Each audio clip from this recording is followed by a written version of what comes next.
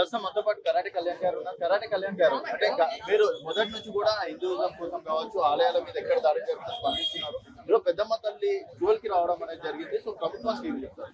ప్రభుత్వం బుద్ధి తెచ్చుకొని ఇప్పటికైనా ఈ రజాకార ప్రభుత్వం కాదు అని నిరూపించుకొని ఆ అమ్మవారికి వాళ్ళు మొక్కులు చెల్లించుకొని అమ్మవారిని పునఃప్రతిష్ఠ చేసి ఈ రోజు మనకి ఇక్కడ మా బోనాలు సమర్పించుకోవడానికి వచ్చిన ఆడపిల్లలు కానీ ఎవరిని అరెస్ట్ చేయకుండా చక్కగా చూసుకొని పంపిస్తే వాళ్ళ ప్రభుత్వం. అందువల్ల మేమేంటంటే ఈ ప్రభుత్వానికి ఖచ్చితంగా ఒకటే విజ్ఞప్తి, రేవంత్ రెడ్డి గారు, కొండా సురేఖ గారు స్పందించి ఈ గుడి పైన 2 లక్షలు ఇస్తే కానీ 2 లక్షల గజానికి ఇవ్వమని అడిగారట.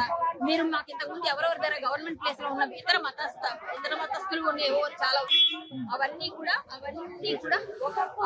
కూడా ఖచ్చితంగా ఎక్కడ ఉన్నాయి, ఏమేమి ఇచ్చారు, ఎంతెంత కట్టారు అవన్నీ తెలుసుకుంటే మాకు చెప్తే మేమందరం హిందువులందరూ రూపాయి వేసుకొని చంద వేసి 2 కోట్లు చందాలు వేసుకోవడానికి రెడీ మేము. అంతేగాని లేకపోతే అందరూ అనుకునేసి ఎంత రూపాయి వేసుకుంటే చాలండి 2 కోట్లు వస్తుంది అమ్మవారి గుడి కోసం. కానీ మీకు సిగ్గుండాలి అడగడానికి, గతంలో చాలా వరకు ఇట్లాంటి సంఘటనలు జరిగినాయి కదా, మీరు రావడం క్లోజ్ చేసుకోవడం వెళ్ళిపోవడమే అవుతున్నాయి కదా.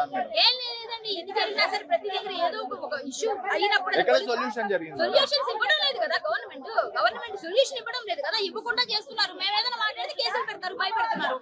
ఇట్లాంటివి చేస్తే మేము అయినా మొదలు మా పని మేము చేస్తాం. ఫైనల్ ఏం లేదండి, మా గుడి సాధించిన వరకు మేము ఫైట్ చేస్తూనే ఉంటాం. కేసులైనా ఏమైనా వెనక్కి వెళ్ళేదే లేదు. గుడి కోసం జై పెద్దమ్మ తల్లి అంతే.